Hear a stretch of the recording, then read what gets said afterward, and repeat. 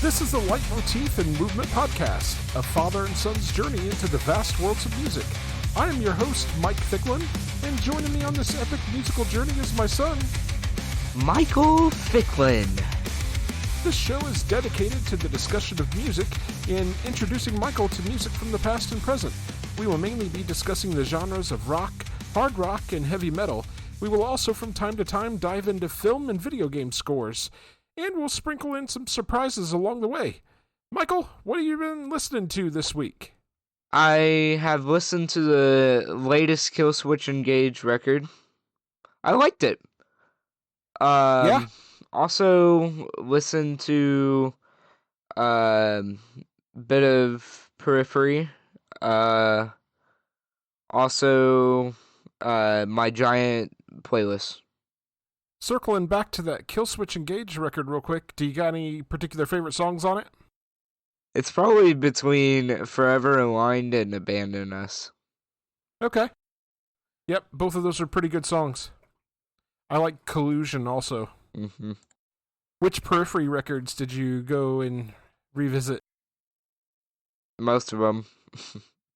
Most of them? Yeah. As in, like, you listened to all of them, including P1, which I know you absolutely love? No.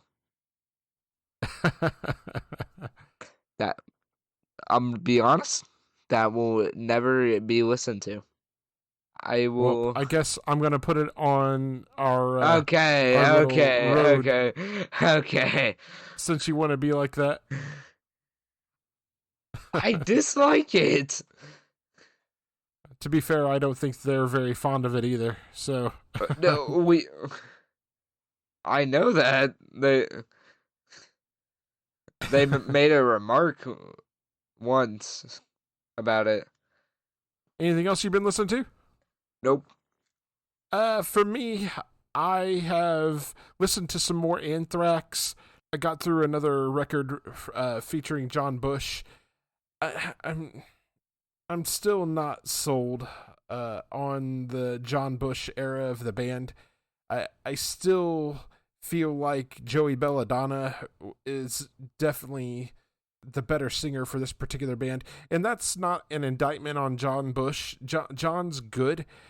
I don't feel he's as dynamic as Belladonna is.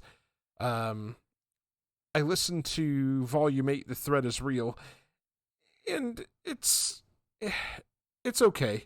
Rather than advance to the next John Bush era record, I jumped forward and listened to 2011's Worship Music, which was the first record with Joey Belladonna back in the band, and I loved Worship Music. That was the band at its absolute peak. Great stuff.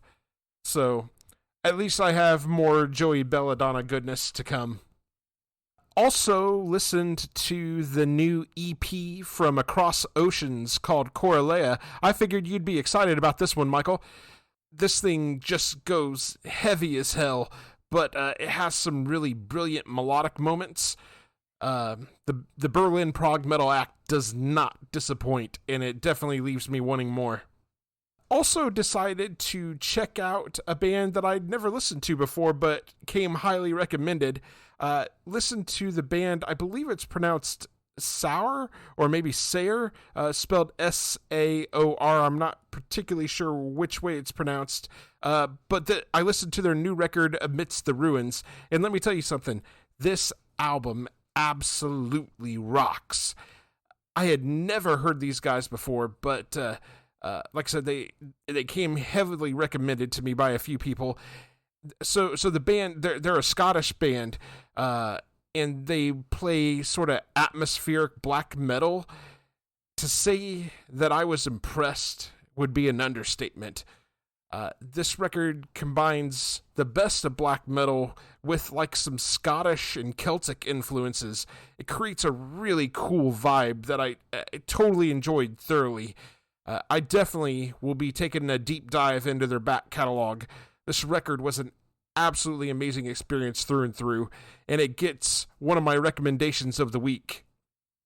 The other record I listened to is Spirit Box's new record, Tsunami Sea. Somehow, I completely forgot that this was being released today. It was awesome to see it when I was checking out new releases.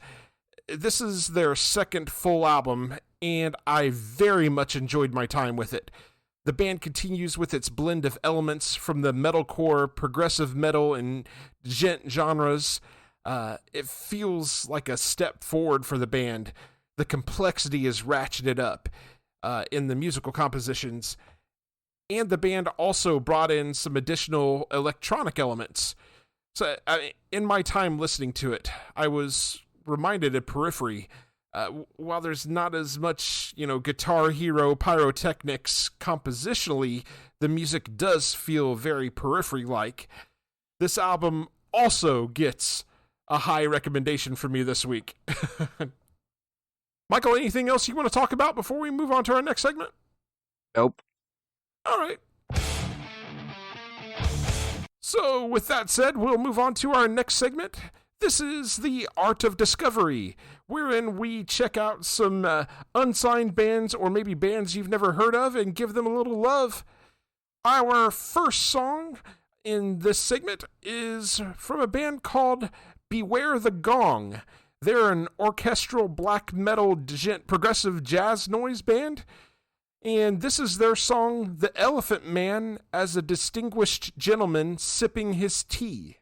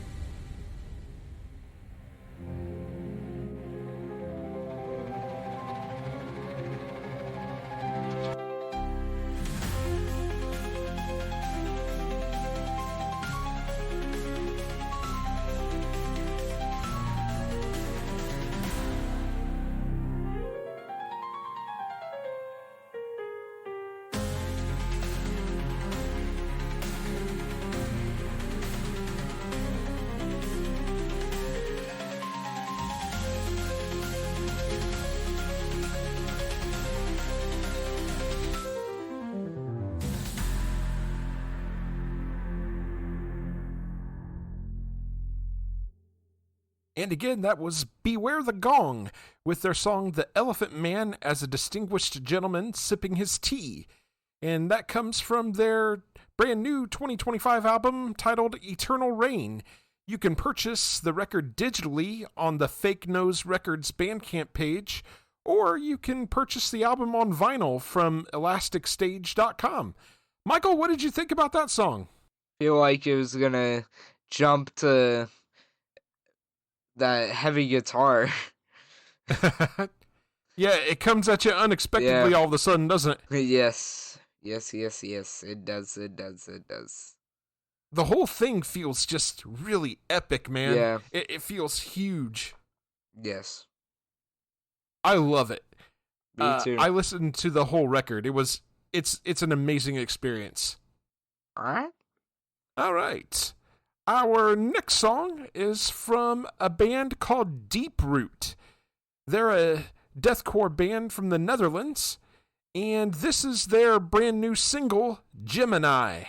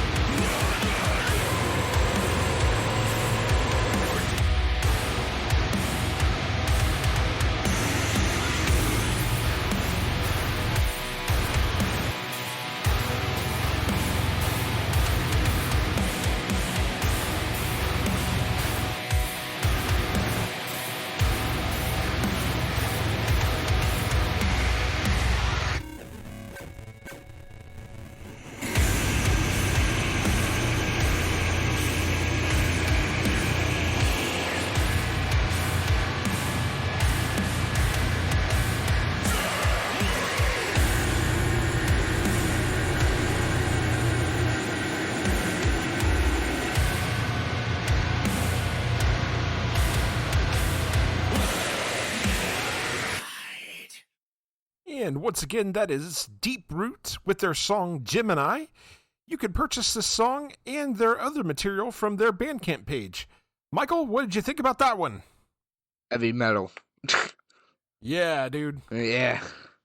Makes you give that stank face and goes hard. Yes. Heavy metal. Did you like that? Yeah. Yeah. I think you'll like their other stuff if you like that too. Awesome band. Mm-hmm. All right. And our last band for the segment is a band called Aetheric. They are a progressive metal band from Sydney, Australia. And this is their song, Passive Fire.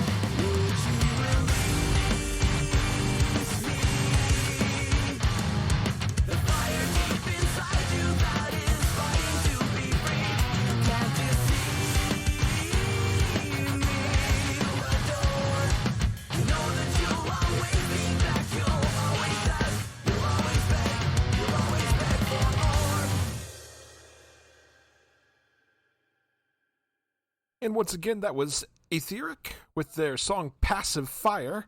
You can purchase all of their music from their Bandcamp page. Michael, what'd you think about that one? Great. Great. Enjoyed that, did you? Yep.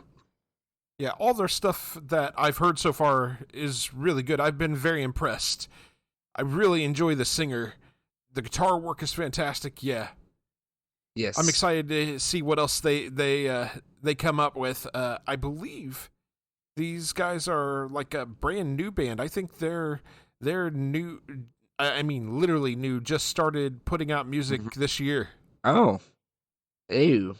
So we're definitely giving a new band some love this time. Yep.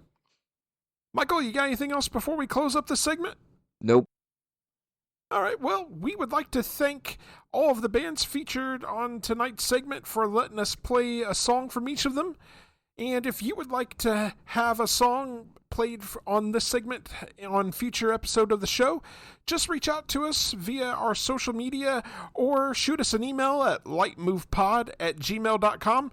We'd love to check you out and give you a shout. All right, now we were going to get into our main topic of the evening. This is breaking down Van Halen's 1978 release, Van Halen. Self-titled. Exactly. Van Halen is the debut studio album from the American rock band, released on February 10th, 1978 by Warner Brother Records. It is regarded as one of the greatest debut albums in rock music. It was a major commercial success, peaking at number 19 on the Billboard Top LPs and Tape chart. It has sold more than 10 million copies in the United States, receiving a diamond certification from the Recording Industry Association of America, making it one of the best-selling albums in the country. In 2020, the album was ranked number 292 in Rolling Stone's list of the 500 greatest albums of all time. That is a high rating. Yes, it is. Some interesting notes on this. Van Halen actually recorded demos of 10 songs in November of 1976. That demo was financed by Gene Simmons of Kiss. Do you know who Kiss is, Michael? No. Okay. Good Lord, man. We gotta get you learned up. Don't blame me. The recording of the album was done with producer Ted Templeman, and it began on August 29th, 1977. The tracks were recorded during sessions between August 31st and September 8th of 1977. It was mostly recorded live, but songs Runnin' with the Devil, Jamie's Cryin', Feel Your Love Tonight, and Ice Cream Man contain guitar overdubs. Work on the album ended on October 4th with the final mixing of Little Dreamer and Eruption. Michael Anthony recalled, "We didn't have a ton of material, so we basically just took our live show and all the songs we knew and went for it. The whole album only took a couple of weeks. Ted Templeman wanted to make a big, powerful guitar record, and he had all he needed in what Eddie was doing." In the United States, Van Halen reached number 19 on the Billboard 200. Their debut single, a cover of the Kinks' You Really Got Me, spent 11 weeks, 3 of which in the top 40, on the Billboard Hot 100, peaking at number 36. Van Halen went to gold status on May 24th, 1978, and then went to platinum status just a few months later on October 10th, 1978.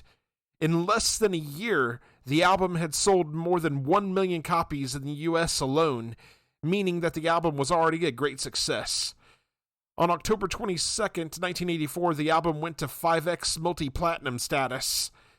The album went to 6X multi-platinum on February 1st, 1989, and then to 7X multi-platinum on September 29th, 1993. And in less than a year later, on July 11th, 1994, the album went to 8X multi-platinum. And finally, on August 7th, 1996, just 2 years later, the album went to diamond status. Crazy. Just named like 5 billion trophies. Right? And with that little bit of background out of the way, let's go ahead and do our deep dive, Michael. The album opens up with the song Runnin' with the Devil. What do you got on this one, Michael? I like the guitar riff and the drums. Also like the vocals. The song's just perfect. Yeah, I love this song. I can summarize this song in 2 words. Absolutely iconic. The way the song opens with the sound of car horns recorded and played back at slow speed before it transitions into Michael Anthony's thumping bass notes, just pure perfection. I also like what they do with the echo vocals throughout this song. Yeah. Eddie Van Halen's guitar riff is hooky and memorable. David Lee Roth is at his crooning best on this song. We get treated to our first taste of the now iconic backing vocals of bass guitarist Michael Anthony and Eddie Van Halen in this one. Eddie gives us a tasty guitar solo. Alex Van Halen is killing it on the drums. This song is so good. Love the song. It's a hell of a way to open up an album. Yes. Yes, indeed. Did you enjoy the way that the song opens up, Michael? Yeah. Got anything else on this one before we move on? Nope. All right. So we'll move into track number 2. This is Eruption. Michael, what do you got on this one? Just Eddie at his peak. 100%. Eddie's going crazy on that guitar. There's no other ways to put it. He's on his Guitar Hero stuff. I didn't think I was listening to somebody play Guitar Hero. Hardest level. Difficulty extreme. Exactly. Yeah, you're going to hear this a lot from me during this discussion. Just iconic. This is one of the greatest guitar solos in rock guitar history. This is the solo that everyone instantly thinks about when they think about Eddie Van Halen. Eddie showing off his 2-handed tapping skills. The second half of the solo is my favorite part personally. It has a sort of classical music feel to it. This is just an incredible musical composition, and I can only imagine what it had to be like to hear this for the first time back in 1978. It was mind-blowing enough to me the first time I heard it as a kid. So, man, incredible song. Fun fact, Eddie always did a guitar solo at all of their live shows and stuff, and usually he would work Eruption into that solo that he would play at live shows. So I got to see him play that several times when I saw the band live. That's cool. Very cool. Michael, you got anything else on Eruption? Nope. All right. So we'll move right along to track number 3. This is You Really Got Me. I really like how this opens up. Yeah. You like that opening guitar riff? Also like how it implements the drums and then it goes into the vocals. It's just perfect. That's all you can really say. It's just perfect. It's very sing-songy. Yeah. It's super hooky. Yep, indeed. Yeah, so this is a cover of a song originally done by a band called The Kinks. And this is one of those rare instances for me where the cover surpasses the original. Alex and Eddie are absolutely jamming on this song. I really enjoy the little extra guitar flourishes that Eddie adds. And you can feel the band is having a blast with this song. Roth's vocals are so good on this. Eddie contributes another outstanding solo mid-song. And fun fact, commonly when this song is played on the radio, it is preceded by Eruption, just like it is on the album. Pretty neat. Yeah. Michael, you got anything else on You Really Got Me? Nope. No? Man, not saying very much. I figured you would really enjoy this album, man. I do. Figured you'd have more to say. It's hard to think of things. It's just perfect. They are on top of their game on this record, man. Mm-hmm. Very agreeable. What do you think of Michael Anthony's backing vocals in conjunction with David Lee Roth? I gotta be honest, until you pointed that out, I did not realize it was backing vocals at all. Yeah, Roth's vocal register is usually pretty low. Mm-hmm. I don't think his range is typically as high. Michael Anthony's got these insane high-pitched vocals, and he really works them at points on this record. And I think it works really well because Roth is, more of a crooner, and I don't say that as I'm trying to put him down or anything like that. It's just a fact of where his vocal range lies. Yeah. So I think Michael Anthony being able to contribute those backing vocals, and even Eddie Van Halen too, it makes the sound of the band, right? It creates that iconic sound of the band. And I didn't even realize that it was like there was backup vocals on when we listen just at all, like to most things. Man, you really aren't paying attention. I am. You gotta get you some good headphones, man. These are good headphones. I feel like you're not paying attention. This is blatant stuff here, man. Yo, I do not hear it. Okay, but also, so. I gotta be honest. All I really hear, going a little off topic, it doesn't help that when I'm in choir, that my section is the loudest section, and we only have 7 people. Are you unable to pick out individual voices when you're in choir? I don't know. Yes and no sometimes. Got to train your ear a little bit better, man. I think the more music you listen to, the better you're going to be able to pick out certain things. Like our conversation on the last episode about Rush, I had asked you if you could pick out Geddy Lee's bass work, and you had mentioned that you didn't really notice it. And I think that just is about training your ear to listen for it. And I think it's going to be kind of a similar thing with picking out backing vocals, because they're definitely there. Bass lines are definitely there. I mean, Michael Anthony's got some outstanding bass lines on this record, and I can pick them out really easy when I go back and listen to it, but I also have a few decades on you. Yeah, so. But also you've been listening to music for 4 decades, so... Yeah, like I said, I got a few decades on you. And I've only been listening to music for 1 decade, so... There's a very distinct difference. I think you'll get there. Stay with me, pal. We'll get you learned. All right. So moving on from track 3, we'll go to track number 4. This is Ain't Talking About Love. Michael, what do you got on this one? I like the opening with that guitar riff. Also, like the drums. They're just all jamming on this song. Yeah, they really are. What do you think about Roth's vocals on this? They're different than the other songs. They're more out than the other songs. They're more like pulled in. If you get what I mean. Explain for the listeners. I can't really explain it. Hey, Mr. Choir Man, come on. Okay. There's no way to describe it. There isn't a piano, so I can't describe it that way. So, there is no describing.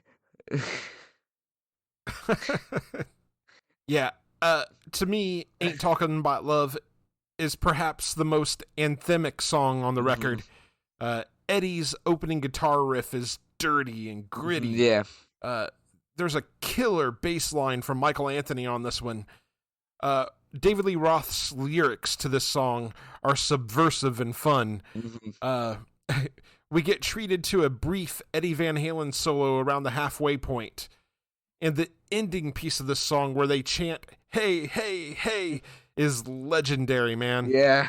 whenever this song is played in a live setting, the audience usually participates in shouting that out. I assume it so. makes for a memorable experience. I would assume It's kind of a call and response sort of thing. Yeah. You say hey and something else. Or, Roth will come up and or Michael Anthony will start trying to get the crowd involved and wanting them to do that part with them live. It makes for a more immersive experience when you're live and you get to do something like that with the band. It helps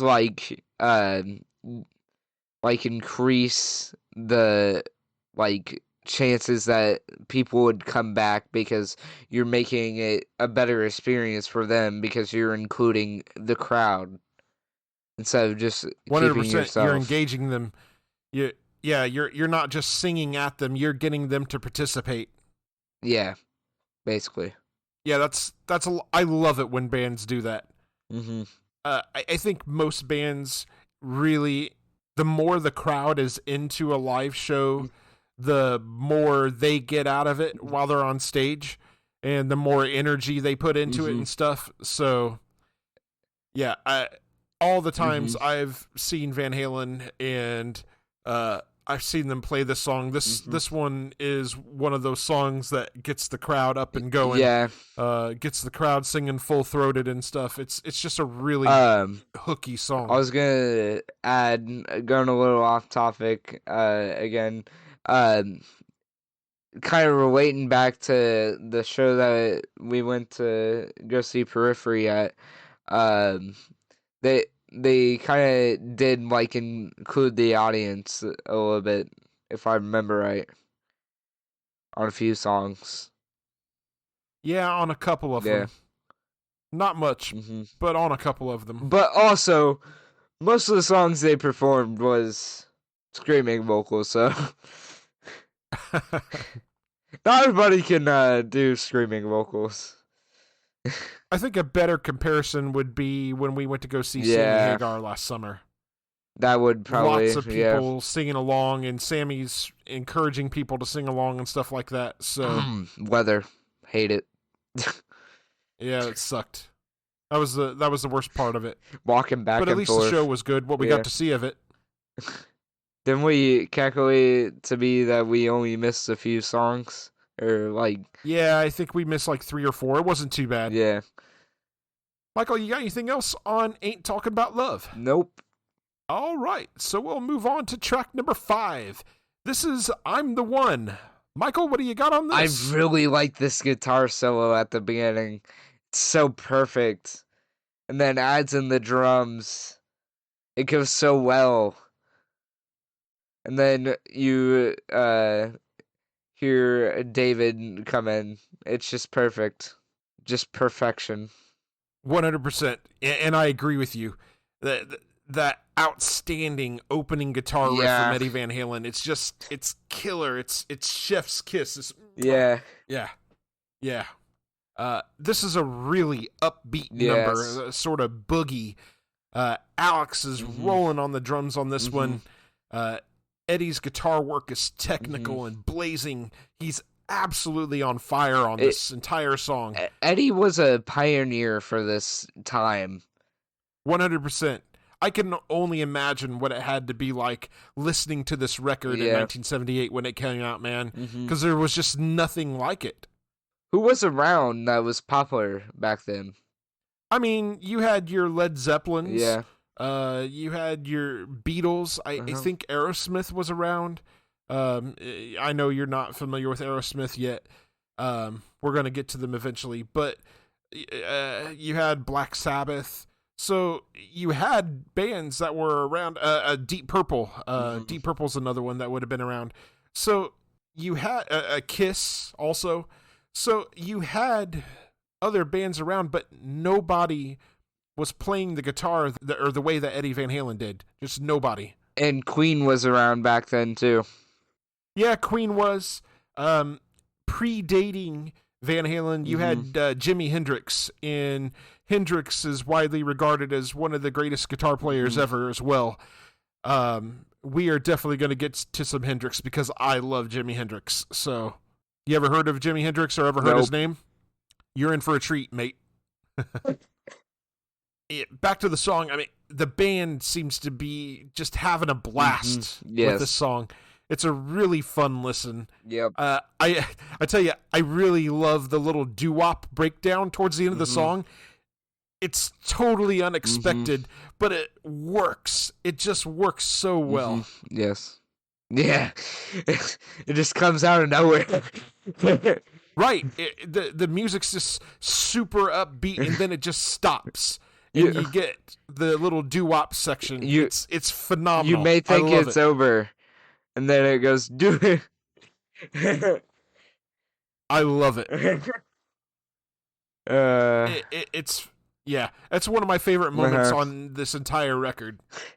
It's just jumpy. That's the best way to describe it. It just comes out of nowhere. You're totally not expecting it. You're just listening to this fast upbeat guitar, just anything, and then all of a sudden it just stops. You think the song's over, and then all you hear is in the vocal harmony on that little doo-wop section is fantastic. Yep. Really love that. Mm-hmm. Michael, you got anything else on I'm the One? No. All right. So we'll move on to track number 6. This is Jamie's Crying. Michael, what do you got on this one? The opener is kind of different than the past few songs. It had a different way of starting off. You talking about the opening guitar riff? Yeah. Normally it's like out there. On this song, it's more back in the background. Yeah, it's a little more subdued. It's kind of like they wanted you to hear the vocals a bit more, or like the drums. Yeah, I could see that, or maybe it's meant to be a little more bluesy. Mm-hmm. That too. What did you think of Roth's vocals on this one? Pretty good. Yeah, I think so too. Did you catch any of the lyrics, or did you read any of the lyrics? No. To this one? I did not. For me, on Jamie's Crying, the rhythm section on the song is so good. The groove that Alex and Michael lay down is just killer. Yeah. I really enjoy Eddie's guitar work on this. It's almost at times like he's simulating the sound of crying through the guitar strings. I thought that was a really cool touch. The chorus of this song is so hooky. You can't help but sing along. Eddie playing notes on the guitar to copy the notes of the vocal harmony is really awesome too. This is just, it's such a good song, and it's easy to see why it was such a big hit. Yeah. This is one of those songs that gets played on the radio all the time. It's a song that I've heard them play multiple times. This is another one of those songs that gets the crowd up and singing along. Anything else to say on Jamie's Crying, Michael? Had you ever heard this one before? Nope. What did you think of the rhythm section with Alex and Michael? Because they kind of carry this song. Eddie's guitar work is a little more subdued. Yes. I did like it. Good stuff. All right, so we'll move on from Jamie's Crying to track number 7. This is Atomic Punk. Yeah, Michael, what do you got on this one? This song is different. With the beginning, way different. I don't even know how to describe, like the guitar with the guitar. It's different. Way different. Yes, it is.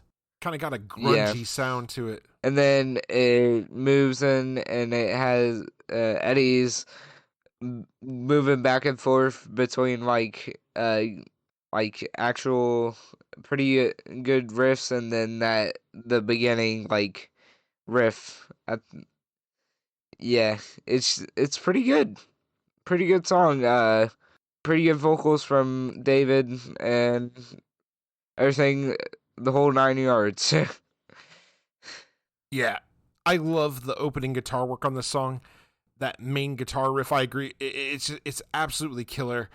I enjoy David Lee Roth's vocals and lyrics on this one very much. And I agree with you. The guitar sound, it's really dirty and gritty, very grungy. I like it a lot. Mm-hmm. There's an outstanding Eddie guitar solo around the halfway point that'll just melt your face off, man. It's also worth mentioning that the bass line and drum work are again fantastic on this song. This is one of those songs, I think this is a really underappreciated song on the record. I don't think it was a really big hit or anything like that. I don't think it was all over the radio as much as some of these other songs were, but this is a personal favorite of mine. I really like Atomic Punk. Michael, what else you got on Atomic Punk? To back up your thing, your statement, the Atomic Punk on Spotify, on the remastered version of the first record, has 12 million listens, and the least is the last song with 8 million. Out of curiosity, where does Atomic Punk rank by comparison to some of the other songs? Well, I can already tell you, the two most popular songs is Running with the Devil, which is at the most, and how many listens on that one? 261 million. Holy cow, yeah. That's a big old difference between that and Atomic Punk's 12 million. The jump from the first four songs, it goes from Ain't Talking About Love at second, then Eruption fourth, and then You Really Gotta Hold On. You Really Got Me. Yeah, I don't even know what I'm saying. And then it goes down to 42 million with Jamie's Crying. That's still a really good number. Jamie's Crying is one of the more popular songs off the record. It goes from the fourth being at 203 million listens to the fifth song having 15 million. And what's the fifth song? I'm the One. Okay. Yeah, that's a really big drop off. It does not get above 100 million after that. And interesting. The top 5 songs on Spotify, on Van Halen's page thing, it goes number 1's Jump, number 2 is Panama, number 3 is Ain't Talking About Love. I think that's incorrect. I think. All right, let me resort this for them. Jump and Panama are still in first and second, and then it goes Running with the Devil, then Ain't Talking About Love, and Why Can't This Be Love? Pretty good lineup there. Yeah, I'm pretty sure that's the only Sammy Hagar era song that's on there in the top 10. Not a bad lineup. Back to Atomic Punk real quick, Michael. Do you got anything else on this one? Nope. All right. So we'll move on to track number 8. This is Feel Your Love Tonight. Michael, what do you got on this one? I really like this song. It's different. Yeah, it's really good. Mm-hmm. I like the instruments. I like the vocals. It's just perfect. This album's just perfect. Yeah, this one is, in my opinion, the most poppy and danceable song on the record. The band shows that while they're a hard rock act, they still have the musical chops to make something that is accessible to the masses. Every time I have ever seen the band play this song live, the audience is generally dancing and singing along. The vocal harmonies on this song are just killer. This song is so hooky. Mm-hmm. That guitar riff is so much fun. We get a fun Eddie guitar solo in the latter part of the song. Just just such a fun song, man. Mm-hmm. I can't help but sing along to this, and Mm-hmm. even when it comes on, I can't help but kind of dance around and stuff with it. Even though Uh-huh. I don't have any rhythm for dancing, I can't help but dance around and sing along with it. It's just a really good hooky song. It's all right. I really enjoy Roth's vocals. I enjoy the lyrics to the song. It's chef's kiss. It's perfection. It's all right. we all It's know all right? it. No, I'm talking about your dancing skills. Oh, It's all right. You're better at many other things. Dancing is not about your the strong only suit. dancing that I usually do is the occasional slow dance with your mom, and that's not even all that Yeah, frequent, so. yeah, she has to drag you out on the floor. That's true. I was joking about that. Michael, can you, when you listen to Feel Your Love Tonight, can you kind of hear and see why the audience would be so into this? Yes. Why yes, they would be yes, singing yes, along yes, and kind of yes, dancing with yes, it? Yes. It's just got a danceable rhythm. It's got a really good sing-along, hooky chorus. Great stuff. Definitely less heavy than a lot of the other material on this album. Michael, what else you got on Feel Your Love Tonight? Nothing. Actually, wait. I really like the guitar work on this song. Really, really like it. Really. Yeah, yep, I agree. Eddie's got a gift, or I guess I should say had a gift. Eddie had a gift for songwriting, man. Just magic. I think you're gonna have to start using past tense. You have been using current tense a lot. I don't want to use past tense. I mean, I know he's gone, but I don't want to use the past tense like that. All right, so we'll move on from Feel Your Love Tonight to track number 9. This is Little Dreamer. Michael, what do you got on this one? I kind of like the beginning guitar riff a lot. It's pretty good. I also like I just like how they formed these songs with the guitar work and then it leads into the drums. I really like that. You like the composition of the songs? Yeah. Yeah. Yeah, Little Dreamer's a bit of a bluesy rocker this time. This one probably is the most bluesy song on the record. It's not a bad song by any stretch, but it's definitely not one of my favorites on the record. There's a really good bass line on the song. Eddie's little guitar flourishes help to keep this one interesting.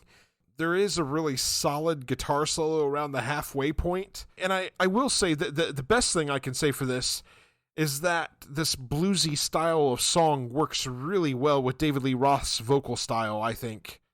Yeah, definitely. This is the kind of thing that fits right in Dave's comfort zone, I think. Michael, what would you classify Dave's vocals as? Bouncing between things. What are you bouncing between? Tenor and baritone and bass. Which I am technically a bass. Interesting. I would have never thought that about you. Which is bass is the lowest. Right. I assume tenor is the next notch up. No. No? Baritone is. Okay. And then I would probably put tenor. Tenor is... I'd probably put Dave somewhere in that baritone tenor range. Tenor is a little off alto. And then alto, and then soprano, and then descant. Descant is higher than soprano. Out of curiosity, Michael, what do you think about David Lee Roth as a vocalist overall? Sammy Hagar's better.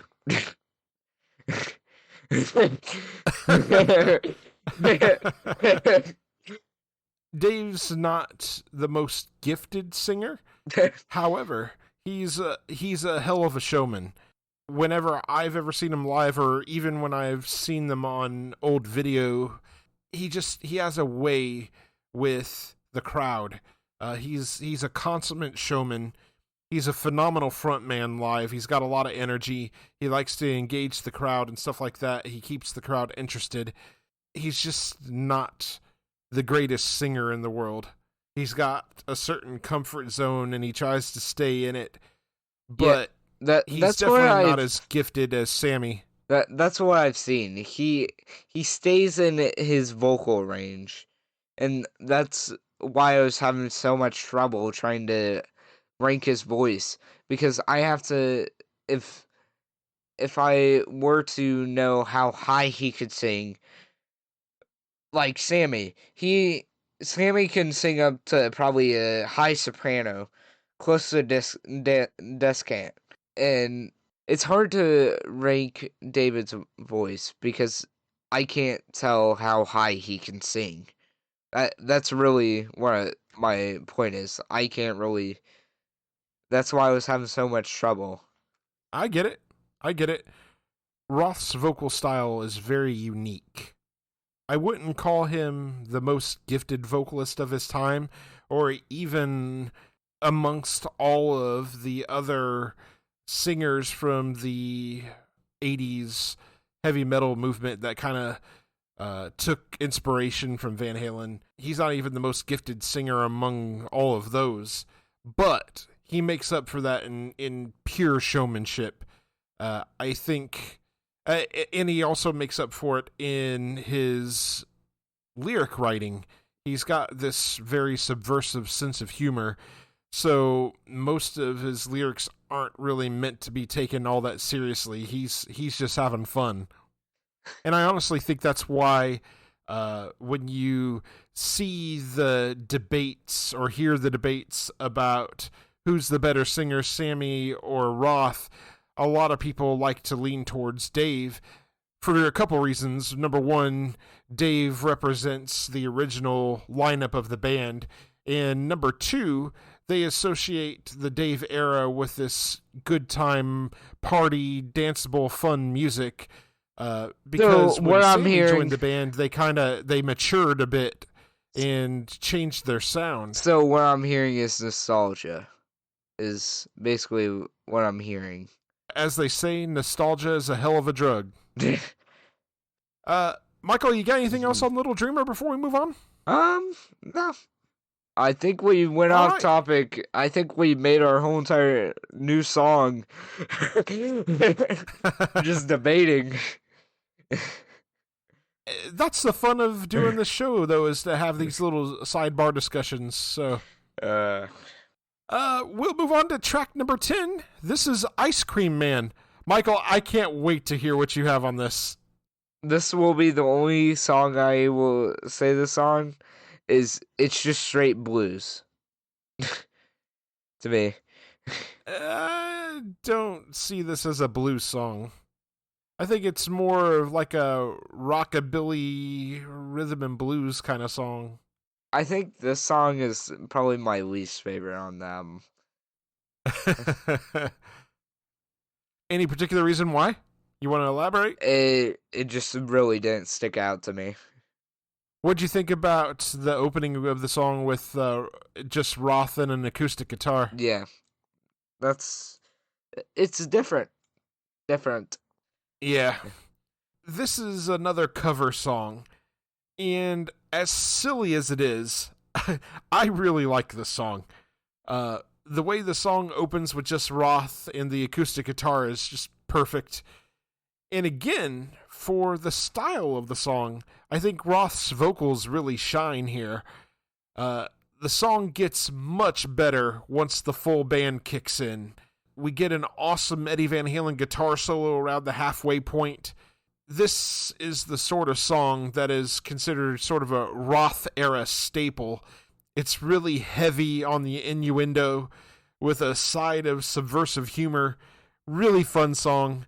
All the times that I've seen Van Halen with Roth, they've played this one, and the crowd usually gets engaged with it. It's just a fun song. But you didn't like it, eh? Not my favorite. Man, everybody loves ice cream. What's wrong with you? That's just. I like the food. I like the song. Did you pick up on the innuendo with the lyrics? It's pretty heavy. I'm ready to move on to the next song. Oh, I don't want to talk about it, huh? All right, so we'll move on from Ice Cream Man to the final song on the record. This is track 11. This is On Fire. They're Michael, really on fire. You can't get me wrong. They really are on fire. They're jamming out. Yep, they are. What'd you think of the vocals on this song? Different. Yeah. Do you like high-pitched vocals? Because you definitely get them on this song. David Lee Roth and Michael Anthony are really pushing their vocals to the upper part of their ranges during the chorus. I enjoy the gritty guitar work from Eddie on this one. There's a really solid bass line on the song as well. Yeah. Alex's drum work is fantastic. It's one of the shorter songs on the album, but it's still a good time. Just a solid closer. Yeah. I like On Fire a lot. It's better than the Inside. Would you say Ice Cream Man is the inside of this record? I don't think it's that bad. I did not say it was Inside Bubble. I said it was my least favorite, not Inside Bubble. Inside Bubble is lower than F. It's right out. We don't talk about Inside. Are you sure? Are you sure? Are you sure? You got anything else on Fire? They're on fire. Yeah. With the high pitches that they hit on during the chorus, I wonder if the idea was to make themselves sound like the sound of a fire engine when the lights and the horns are blaring. We're just speculating at this point. No, I'm serious. I wonder if that's what it's meant to Maybe. do. Or like a fire alarm. Right. Yep. Anything else on Fire before we move on? They described themselves. Yeah. Okay, Michael. It's time to give our overall album ratings and our final thoughts. Go ahead and take it away. Perfect album. I feel like David's vocals had more potential. I feel like his vocals, he just really doesn't use his voice box to his full potential that they can be on this. Yeah, I don't think he was professionally trained. Yeah. So I think one of the common complaints with him is that he doesn't stay on key. Mm-hmm. Definitely. But that's all a part of the whole thing with this original Van Halen lineup, right? So, got anything else, Michael? Nope. What was your ranking? What was your final rating? I really enjoyed this. I think I'm debating now. I'm second guessing myself. 5. It's getting 5 out of 5 from Michael. 5 out of 5. For me, this album is so much fun to listen to. You can hear the pure joy coming through in their music. While I do tend to prefer Sammy Hagar as a vocalist, I still absolutely love the Roth era records. This record is tops on the list of the Roth era for me. Everything about this album just works. Eddie Van Halen's mastery of the guitar cannot be overstated. Alex Van Halen's thunderous work on the drums is fantastic. Michael Anthony's work on the bass and his backing vocals are so underappreciated. they're such a key and iconic component of that Van Halen sound. David Lee Roth is a consummate performer. What he lacks in vocal prowess, he makes up for in attitude and presence. The four pieces fit together so well here. This album is an absolute masterpiece, and it gets a 5 out of 5 from me as well. And that'll bring us to our question for the audience. What is your favorite track on Van Halen, and why? And with that said, we're going to move on to our next segment. This is Can't Wait, new music coming soon. As is customary for this segment every episode, even though I know Michael's answer typically, I'm still legally obligated to have to ask. Michael, is there anything that you've seen that you're looking forward to? Not seen anything, but wishing. I'm going to add a few things. Okay. I am going to add a new Protest of the Hero album. Of course, Periphery. Carnival. You know, I'm just going to say while you're thinking about that, I'm just going to say, you're not allowed to wish for another Carnival record anymore until you get caught up on all their back catalog. As far as I'm aware, you've only ever heard their first record. Yeah. I know you. That's not true. Anything else? New Finch record. Yeah, that's probably not happening. 36 Crazy Piss. Yeah, that's probably not happening either. New music from you. Sure. Yeah. Your turn. Some stuff that's on my radar here over the next week or so. On March 14th, Coheed and Cambria drop their new album, Vaxis 3, The Father of Make-Believe. Also on March 14th, Steven Wilson releases his new record, The Overview. So definitely looking forward to both of those. Definitely looking forward to spending some time with both of those. Also recently announced, on April 25th, Night of the Round is going to put out their new record, Refractions. And if you're not familiar with Night of the Round, you should be. They are a heavy metal Final Fantasy cover band. They're amazing. And they're from right here in our home state, Michael.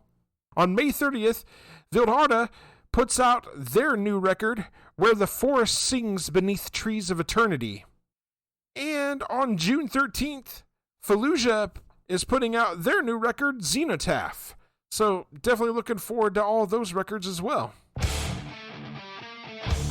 All right, so we'll move right along. We didn't receive any listener feedback this time around, so we'll move straight on in to Michael's journey, discovering a song from the past. And this time around, we're going to get Michael's thoughts on Chuck Berry's Johnny Be Good. A little background on Johnny Be Good. This was written and sung by Chuck Berry in 1958. It was released as a single, and it peaked at number 2 on the Hot R&B Sides chart and number 8 on its pre-Billboard Hot 100 chart. The song remains a staple of rock and roll music. Johnny Be Good is considered one of the most recognizable songs in the history of popular music. It is credited as the first rock and roll hit about rock and roll stardom. It's been covered by various other artists and has received several honors and accolades. Those include being ranked 33rd and 7th, respectively, on Rolling Stone's 2021 and 2004 versions of the 500 Greatest Songs of All Time. It was also included as one of the 27 songs on the Voyager Golden Record, which is a collection of music, images, and sounds designed to serve as an introduction and record of global humanity's achievements, innovations, and culture to alien, otherworldly inhabitants. They need to look at that Rush record. When Chuck Berry was honored in the first Rock and Roll Hall of Fame induction ceremony on January 23rd, 1986, he performed Johnny B. Good and rock and roll music, backed by Bruce Springsteen and the E Street Band. The song itself was inducted into the Grammy Hall of Fame in 1999 for its influence as a rock and roll single. Michael, did you know that Chuck Berry is considered the father of rock and roll? No. Pretty cool. Mm-hmm. All right, Michael, let's get your thoughts on Johnny B. Good. I love this song. Love it. I love the vocals. It's just perfect. Good for its time. I did not know this song came out in 1950s. It'd be right at home with any era, right? With this song, it kind of sounds like it's like 80s or 90s sounding. Yeah, you can definitely hear how his sound influenced the bands that came after him. I need to do some real quick math real fast. Like, the guitar riff on this song is killer. This absolutely This iconic. song is 73 years old. No, a little bit older. I find that crazy. That still stands up to today's standards. Yeah, and it absolutely holds up. What'd you think of Chuck's guitar work on this, Michael? It's amazing. Amazing. It makes sense why he is named one of the founding fathers of rock and roll. No, he is the father of rock and roll. Let me rephrase that. Founder. You're absolutely right. Yeah, my first experience with this song was actually not the Chuck Berry original. It was actually from the film Back to the Future. During the film, Michael J. Fox's character Marty McFly joins the band playing a high school dance. He plays guitar and takes lead vocals as they launch into a cover of Johnny B. Good. I always loved this scene, and I loved this song. Later on, I discovered the Chuck Berry original and loved it as well. The opening guitar riff sets you up for a good time. It's such a fun, upbeat song. It's got swing to it. I love the bass work on this one so much. The piano works so well with this song as well. We get treated to a really fun guitar solo from Berry. Chuck Berry, again, is considered the father of rock and roll. It was he that helped refine elements of rhythm and blues into what we consider rock and roll. His influence on all rock music is evident.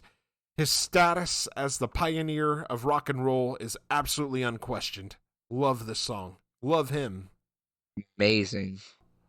Yeah, absolutely. Michael, what's your rating on this song out of 5? I'm going to have to give this a 5 out of 5. So we got a completely perfect score for Michael. Double you gave perfect score to the Van Halen record. Gave a perfect score to Chuck Berry. Outstanding. All right, Michael, up next for you on your journey, we're going to listen to some Little Richard. We're going to listen to his song Tutti Frutti. Have you ever heard it before? May have. I have no clue, though. I think you're going to be in for a treat. Outstanding song. Also, in the next episode, we will be discussing Periphery's 2016 release, Periphery 3 Select Difficulty. I know you're looking forward to that, Michael. Can I make a comment? Absolutely. Get ready to select a difficulty. All right. With that said, we do want to hear from you. We will read your emails and messages on the show. We have only one request. Keep them clean. There are several ways to contact us. You can email us at lightmovepod@gmail.com. You can also reach us on several social media platforms, such as Facebook, Blue Sky, Instagram, and Threads. Details on how to connect with us are in the show notes. We're also now part of the SPDM Crew Podcast Network. Check out all of the podcasts on the network by visiting spdmcrew.com. If you liked the show, subscribe to us on your favorite podcasting platform and share with your friends and family. We are available on Spotify, Apple Podcasts, iHeartRadio, and a variety of other platforms. We are also on YouTube. Can't find us on your chosen platform? Choose a message and let us know. Leave us a 5-star review on Apple Podcasts. This helps us be found in the algorithm. Make them good and we'll read them on the air. Are you in a band and you'd like for us to check you out, possibly drop a recommendation on the show? Shoot us a message and we'd love to give you shouts. We'd like to thank you very much for listening to the Leitmotif and Movement Podcast. Take care and enjoy music.